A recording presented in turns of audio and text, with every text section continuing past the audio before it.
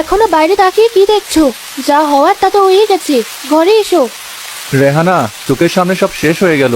এই জমিনই ছিল আমাদের রুটি রুজির একমাত্র উপায়। এক রাতের বৃষ্টিতে সব ভেসে গেল।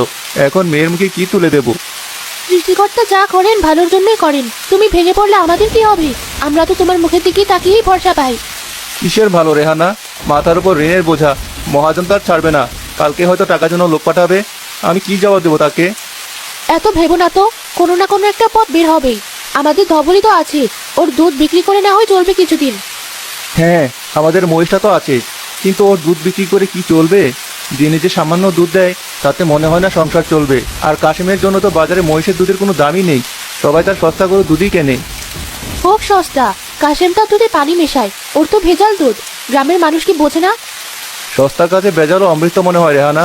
যার পকেটে পয়সা কম সে তো স্বাদ বা গুণ দেখবে না। তবুও একবার চেষ্টা করে দেখো। কাল সকালে ধবলির দুধটুকু বাজারে নিয়ে যাও, হয়তো কারো দরকার হতে পারে। ঘরে বসে থাকলে তো আর পেট ভরবে না।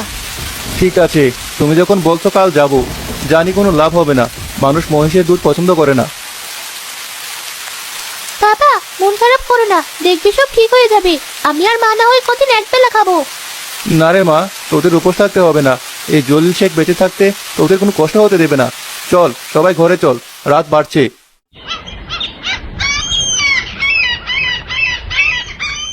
দিন সকালে জলিল তার মহিষের দুধ নিয়ে বাজারে যায়।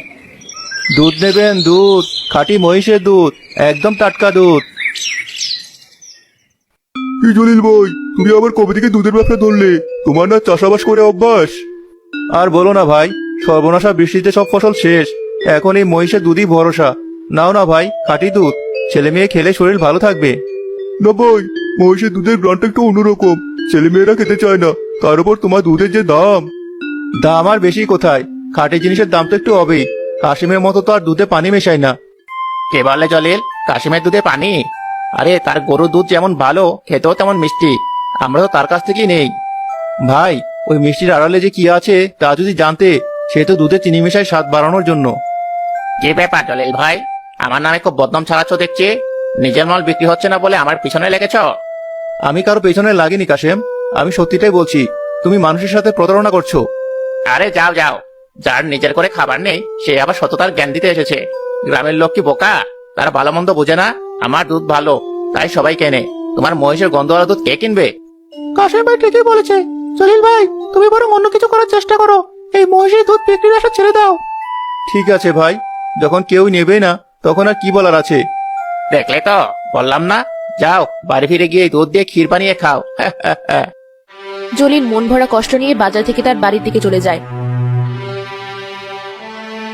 ওহ, একটু পানি। কেউ কি আছো? একটু খাবার বা পানি দেবে? 3 দিন ধরে কিছু পেটে পড়েনি। কে আপনি? এই ভর দুপুরে এখানে এভাবে কাতরাচ্ছেন কেন? বড় ক্ষুধা পেয়েছে বাবা, শরীরে আর শক্তি নেই। যদি দয়া করে কিছু খাবার। আমার নিজেরই আজ কিছু বিক্রি হলো না। ঘরে চাল নেই। এই দুধটুকু বেচলে হয়তো 2টো পয়সা হতো, কিন্তু এই লোকটাকে দেখে বড় মায়া হচ্ছে। এ তো আমার চেয়েও বেশি কষ্টে আছে। কি ভাবছো বাবা, দেবে কিছু? আমার কাছে তো আর কিছু নেই, এই মহিষের দুধটুকুই আছে। আজ বিক্রি হয়নি, আপনি এটা খেয়ে নিন। আপনার ক্ষুধা মিটলে আমারও শান্তি। তুমি সবটুকু দুধ আমাকে দিয়ে দেবে? তোমার নিজের লাগবে না? আমার চেয়ে আপনার এখন বেশি দরকার, আপনি খান। ঠিক এক নিঃশ্বাসে দুধটুকু পান করে। আহ, প্রাণটা বাঁচালে বাবা। তুমি অনেক বড় মনের মানুষ, তোমার এই দয়ার প্রতিদান তুমি পাবে। আমার আর কিসের প্রতিদান? কপালে যা আছে তাই হবে। আপনি সুস্থ থাকুন। তুমি আমাকে মহিষের দুধ খেতে দিয়েছো, এই মহিষই তোমার ভাগ্য ফিরিয়ে দেবে। আজ থেকে এই দুধের ধারা কখনো শেষ হবে না। এই মহিষ তোমার সব দুঃখ দূর করবে। যাও বাবা, তোমার ভালো হোক। আপনি কি বলছেন এসব? এখন তুমি বাড়ি যাও। জলিল পথিকের কথার অর্থ বুঝতে না পেরে বাড়ির দিকে রওনা দেয়। কি, মুখটা এমন শুকনো কেন? দুধ কি বিক্রি হয়নি? না, কেউই কিনলো না। তাহলে বালতি দুধ কই? বালতি তো খালি দেখছি। আসার পথে ক্ষুধার্ত লোককে দিয়ে দিয়েছি। বেচারা যন্ত্রণায় কাতরাচ্ছিল, দেখে খুব খারাপ লাগলো। ভালোই করেছো, মানুষের সেবা করাই তো আসল ধর্ম। যা হওয়ার হয়েছে, তুমি হাত মুখ ধুয়ে এসো।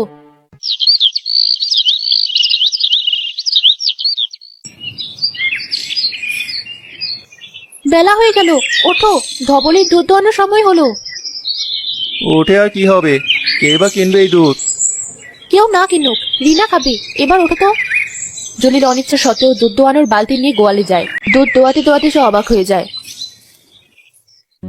রেহানা, রিনা, শিগগির এদিকে এসো। কি হয়েছে? অমন করে চিৎকার করছো কেন? ধবলি ঠিক আছে তো? রেহানা দেখো, এ কি হচ্ছে? এ কি, পাত্র তো ভরে উপচে পড়ছে, এখনো দুধের ধারা বন্ধ হচ্ছে না। এ তো দেখছি একটা অলৌকিক ব্যাপার। কাল তো ধবলি একটুখানি দুধ দিয়েছিল। আমার মাথায় কিচ্ছু আসছে না। 1 বালতি নয়, পুরো 3 বালতি দুধ। এও কি সম্ভব? আমার মাথাও তো কাজ করছে না, কিভাবে কি হলো? আমার মনে হচ্ছে এটা ওই পথিকের দোয়া। পথিক বলেছিল এই মহিষ সব দুঃখ দূর করবে। আমি তার কথা বিশ্বাসই করিনি। সৃষ্টিকর্তা মুখ তুলে চেয়েছেন, এখন আমাদের আর কোনো অভাব থাকবে না। কিন্তু রেহানা, এত দুধ দিয়ে আমি কি করব? গ্রামের লোকেরা তো মহিষের দুধ খেতে চায় না। এই 3 বালতি দুধ আমি কার কাছে বিক্রি করব? সেটাও তো চিন্তার বিষয়। খুশির সাথে সাথে চিন্তাও চলে এলো। বাবা, তুমি এত চিন্তা করছো কেন? আমার মাথায় একটা বুদ্ধি আছে। কি বুদ্ধি মা? কাজে দিবে তো? আগে শোনো তো, আমরা যদি এই দুধ দিয়ে দই বানাই। দই? মহিষের দুধের দই? হ্যাঁ, মহিষের দুধের দই তো গরুর দুধের দইয়ের চেয়ে অনেক বেশি ঘন আর সুস্বাদু হয়। নানু বাড়িতে আমি খেয়েছি।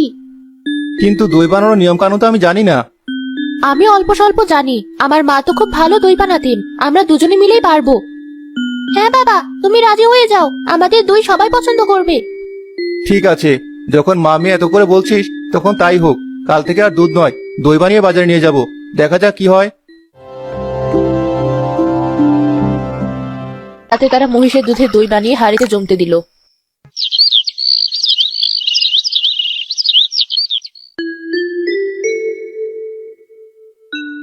দই নেবেন? দই, খাঁটি মহিষের দুধের শাহী দই। একবার খেলে বারবার খেতে চাইবেন। জলিল, কাল দুধ আজ দই, ব্যবসা একদিনই বদলে দিলে। দুধ তো কেউ নিল না, তাই ভাবলাম দই বানিয়ে দেখি। নাও না ভাই, 1 হাঁড়ি নিয়ে দেখো, খুব ভালো খেতে। না ভাই, মহিষের দুধের দই আগে কখনো খাইনি।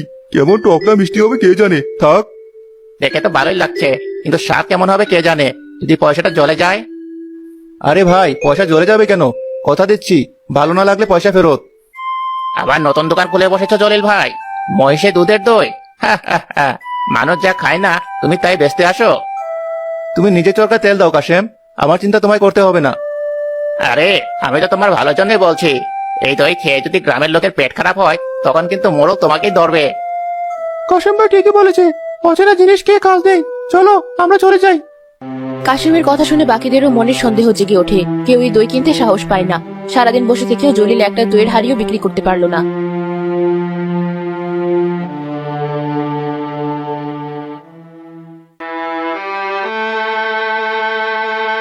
কি হলো? আজকে কিছু বিক্রি হলো? না রেহানা, একজনও কিনলো না। সবাই ভয় পাচ্ছে, স্বাদ কেমন হবে, খেলে যদি অসুখ হয়। কাশেম সবার কান ভারী করে দিয়েছে। তাহলে এখন উপায়? রোজ রোজ এত দুধের দই বানিয়ে কি হবে? আমি আর পারছি না রেহানা, আমার ভাগ্যটাই খারাপ। সৃষ্টিকর্তা একদিকে দেন তো আরেকদিকে কেড়ে নেন। আমি কাল থেকে আর বাজারে যাব না। বাবা, তুমি এখনই হার মেনে নিচ্ছ? হার মানা ছাড়া আর কি পথ আছে রে মা? একটা পথ আছে। মানুষ তো কিনতে চাইছে না কারণ তারা এর স্বাদ জানে না। আমরা যদি সবাইকে একদিন বিনামূল্যে দই খাওয়াই। বিনামূল্যে? বলিস কি তুই? এতে তো আমাদের আরো লোকসান। লোকসান কিভাবে হলো? দইটা ঘরে পড়ে থেকেও নষ্ট হচ্ছে। তার চেয়ে মানুষ খেয়ে যদি এর স্বাদ বোঝে তাহলে তো লাভ। একবার স্বাদ মুখে লেগে গেলে দেখবে পরের দিন থেকে কেনার জন্য লাইন পড়ে যাবে। রিনা তো ঠিকই বলেছে, মানুষের বিশ্বাস অর্জন করতে হলে প্রথমে কিছু ছাড়তে হয়। তুমি বরং কালকে সবাইকে দই খাওয়াও। আমার মেয়েটা তো বুদ্ধি রাখে। ঠিক আছে, কাল তাই হবে। দেখা যাক কি হয়। আসুন ভাই সব, এদিকে আসুন। আজ আমার পক্ষ থেকে আপনাদের জন্য সামান্য আয়োজন, খাঁটি মহিষের দুধে। সবাই একটু খেয়ে দেখুন। গ্রামের মোড়ল বাজারের এক কোণে জলিলের এমন হাক ডাক শুনে তার কাছে যায়। কি ব্যাপার জলিল, হঠাৎ খাওয়া দাওয়ার আয়োজন? মোড়ল সাহেব, আমি গরিব মানুষ, বেশি কিছু করার সামর্থ্য নেই। এই দই আমি বিক্রি করতে চাইছিলাম, কিন্তু কেউ ভরসা করে কিনছে না। তাই ভাবলাম আজ সবাইকে বিনামূল্যে খাইয়ে দিই। ভালো মন্দ আপনারাই বিচার করবেন। বিনামূল্যে বলছো? ঠিক আছে, দাও দেখি একটু। জলিল সবাইকে মাটির হাড়ি থেকে একটু করে দই বেড়ে দেয়। আরে এ তো দারুণ খেতে। এমন মিষ্টি আর ঘন দই তো জীবনে খাইনি। আমার তো মনে হচ্ছে মুখের মধ্যেই গলে যাচ্ছে। কি দিয়ে বানালে এমন সুন্দর দই? খাঁটি মহিষের দুধ আর আমার স্ত্রীর হাতের জাদু ভাই। বাহ জলিল, তুমি তো ফাটিয়ে দিয়েছো। সত্যি এমন স্বাদের দই আমি আগে কখনো খাইনি। এর তুলনা হয় না। আপনাদের ভালো লেগেছে এটাই আমার সার্থকতা। ভালো লেগেছে মানে? কাল থেকে এই দই বাজারে বিক্রি করবে, আর দামটা এমন রাখবে যেন সবাই কিনতে পারে। আমি তোমার প্রথম খদ্দের হব। কাল সকালে আমার বাড়িতে 2 হাঁড়ি দই পাঠিয়ে দেবে। আচ্ছা মোড়ল সাহেব, আমি সকালে পাঠিয়ে দেব। আপনারাই তো আমার ভরসা। সবাই জলিলের কাছে দইয়ের জন্য অগ্রিম নাম লেখাতে থাকে। দূর থেকে কাশেম সব দেখে রাগে হিংসা জ্বলতে থাকে। এত সাহস! আমার ব্যবসা বন্ধ করে এখন সে রাজা হতে চায়। এর একটা বিহিত আমাকে করতেই হবে। জলিল শেখ, তোর এই সুখ বেশি দিনের নয়।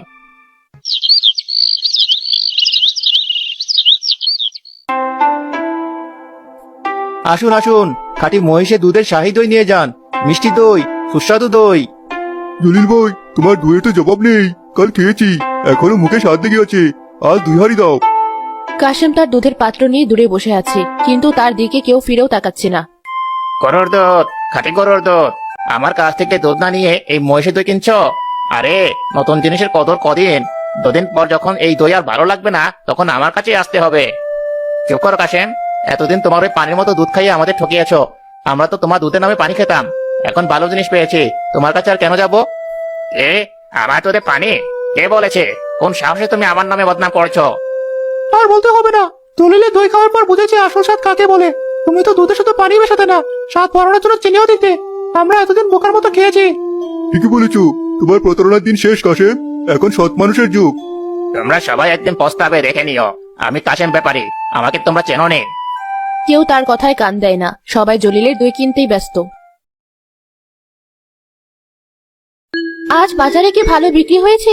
দুপুর গড়ানোর আগেই চলে এলে যে। হ্যাঁ রেহানা, মোড়ল সাহেব তো আজ 10 হাঁড়ি দই নিয়ে গেছেন। ওনার বাড়িতে নাকি শহর থেকে মেহমান আসবে। আমাদের দই খাইয়ে নাকি তিনি তাদের তাক লাগিয়ে দেবেন। বাবা, আমার জন্য নতুন জামা আনতে বলেছিলাম, মনে আছে? আনবো মা, আনবো। শুধু তোর জন্য কেন, তোর মার জন্য আনবো। সামনের হাটের দিনই আমরা সবাই মিলে শহরে যাব। যার যা পছন্দ তাই কিনবো। মহাজনের টাকাটা শোধ করে এসেছো? লোকটা তো টাকার জন্য খুব তাগাদা দিচ্ছিল। শুধু মহাজনের ঋণ কেন, সব ধার দেনা শোধ করে দিয়েছি। এখন আমরা স্বাধীন, আমাদের আর কোনো চিন্তা নেই। এই দেখো বাকি টাকা, এখন থেকে আমরা সঞ্চয় করব। রিনাকে স্কুলে ভর্তি করাতে হবে। সব ওই ধবলের জন্য। ও না থাকলে যে কি হতো, আমাদের ভাগ্য ফিরিয়ে দিয়েছি ও। ঠিক বলেছো, ও শুধু মহিষ নয়, আমাদের পরিবারের একজন সদস্য। ওর যত্ন আমাদের ঠিকমতো করতে হবে। কালই ওর জন্য ভালো দেখে খৈল আর ভুসি কিনে আনবো। আমি রোজ ধবলিকে গোসল করিয়ে দেব, ও আমার সবচেয়ে ভালো বন্ধু।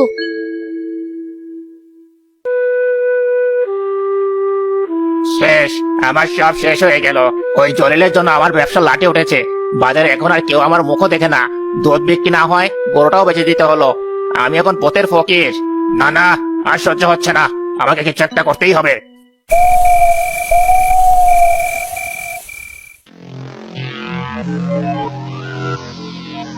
সবাই নিশ্চিন্তে ঘুমিয়ে পড়ছে। এই তো সুযোগ। গোয়াল করে দরজাটাও ঠিক মতো লাগানো নেই। আজ তো শেষ রাত জলিল। কিরে বলি, খুব তো দুধ দেওয়া হচ্ছে। তোর দুধের দই খেয়ে তো গ্রামের সবাই আমাকে ভুলে গেছে। আজ তোর দুধ দেওয়ার শেষ দিন। পকেট থেকে বিশেষ শিশি বের করে মহিষের খাবারের পাত্রে সে মেশাতে যায়। মহিষটি বিপদ বুঝতে পেরে রেগে গিয়ে কাশেমকে এক লাথি দিয়ে গোয়াল ঘরের বাইরে ফেলে দেয়। ওরে বাবারে, মরে গেলাম। আমার কমরটা বোধহয় ভেঙেই গেল। কিসের শব্দ হলো? রেহানা উঠো, বাইরে মনে হয় চোর এসেছে। কে এমন ভয়ানক চিৎকার করছে? চলো গিয়ে দেখি। বাবা দেখো, গোয়াল ঘরের সামনে কি যেন পড়ে আছে, আর বেড়াটাও ভাঙা। আরে, এ তো কাশেম। কাশেম, তুমি এখানে এই রাতে কি করছো? আর তোমার এই অবস্থা কিভাবে হলো? আমাকে আমাকে মাফ করে দাও জলিল ভাই। আমি আমি এদিকে দেখো, এটা কি? এ তো বিশেষ শিশি, আর খাবারের পাত্রের পাশেও খানিকটা ছড়ানো। বিষ? কাশেম, তুমি আমার ধবলকে বিষ দিয়ে মারতে এসেছিলে? তুমি এত নিচে নামতে পারলে? ভাই, আমি লোভে আর হিংসায় অন্ধ হয়ে গিয়েছিলাম। তোমার ভালো আমি আর সহ্য করতে পারছিলাম না। আমাকে ক্ষমা করে দাও। আমার লাঠিটা ঠিক জায়গাতেই পড়েছে। আমার পাপের শাস্তি আমি পেয়ে গেছি। মরে গেলাম। চিৎকার শুনে গ্রামের মোড়ল এবং আশেপাশের প্রতিবেশীরাও লাঠিসোঁটা নিয়ে বেরিয়ে আসে। কি হয়েছে জলিল? এত রাতে শোরগোল কিসের? চোর ধরেছো নাকি? মোড়ল সাহেব, দেখুন না কি কাণ্ড। এই কাশেম আমার মহিষটাকে বিষ দিয়ে মারতে এসেছিল। এমন লোককে পুলিশে দেওয়া উচিত, যে অন্যের ভালো দেখতে পারে না। সেই মানুষটা আমি কলঙ্ক। আমাকে পুলিশে দেবেন না মোড়ল সাহেব। আমি আমার ভুল বুঝতে পেরেছি। আমি আর কোনোদিন এমন কাজ করব না। আমাকে আরেকবার সুযোগ দেন। ওকে ছেড়ে দিন মোড়ল সাহেব। কি বলছো তুমি? ও তোমার এত বড় ক্ষতি করতে চেয়েছিল।